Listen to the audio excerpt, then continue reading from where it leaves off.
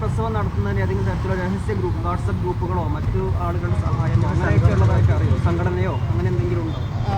അതിനെക്കുറിച്ച് നമുക്ക് വ്യക്തമായിട്ട് മനസ്സിലാവുന്നല്ലോ. പക്ഷേ ഈ കുറ്റസമ്മതം മൊഴിയിൽ നിന്ന് ഇങ്ങനെയൊക്കെ ചെയ്യുന്ന ആൾക്കാരുണ്ട് എന്നൊക്കെ ഉള്ളതാണ് പ്രതി പറയുന്നത്. വിശദമായിട്ട് അത് അന്വേഷിക്കേണ്ടതുണ്ട്. എന്തായാലും അതൊരു തീർച്ചയായിട്ടും തെറ്റായിട്ടുള്ളൊരു കാര്യം തന്നെയാണ് അതിനകത്ത് പ്രൊപ്പഗേറ്റ് ചെയ്തുകൊണ്ടിരിക്കുന്നത്. കാരണം അതിൻ്റെ കോംപ്ലിക്കേഷൻസും അതിൻ്റെ അതുകൊണ്ടുണ്ടാവുന്ന ഭവിഷ്യത്തുകളും തീരെ മനസ്സിലാക്കാതെയുള്ളൊരു പ്രൊപ്പഗാൻഡയാണ് അങ്ങനെ നടക്കുന്നുണ്ടെങ്കിലുള്ളത്.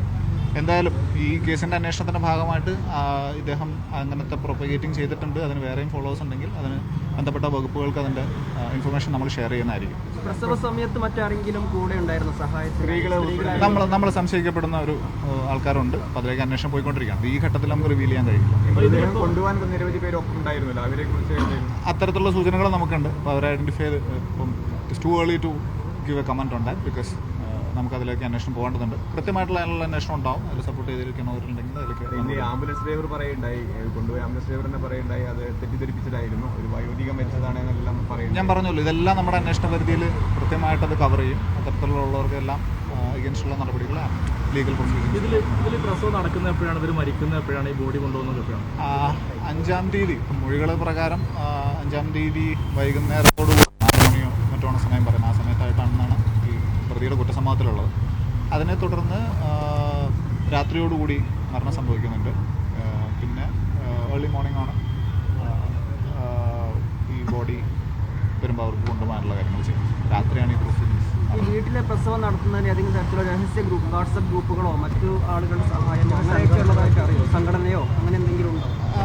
അതിനെക്കുറിച്ച് നമുക്ക് വ്യക്തമായിട്ട് മനസ്സിലാവുന്നല്ലോ. പക്ഷേ ഈ കുറ്റസമ്മതം മൊഴിയിൽ നിന്ന് ഇങ്ങനെയൊക്കെ ചെയ്യുന്ന ആൾക്കാരുണ്ട് എന്നൊക്കെ ഉള്ളതാണ് പ്രതി പറയുന്നത്. വിശദമായിട്ട് അത് അന്വേഷിക്കേണ്ടതുണ്ട്. എന്തായാലും അതൊരു തീർച്ചയായിട്ടും തെറ്റായിട്ടുള്ളൊരു കാര്യം തന്നെയാണ് അതിനകത്ത് പ്രൊപ്പഗേറ്റ് ചെയ്തുകൊണ്ടിരിക്കുന്നത്. കാരണം അതിൻ്റെ കോംപ്ലിക്കേഷൻസും അതിൻ്റെ അതുകൊണ്ടുണ്ടാവുന്ന ഭവിഷ്യത്തുകളും തീരെ മനസ്സിലാക്കാതെയുള്ളൊരു പ്രൊപ്പഗാൻഡയാണ് അങ്ങനെ നടക്കുന്നുണ്ടെങ്കിലുള്ളത്.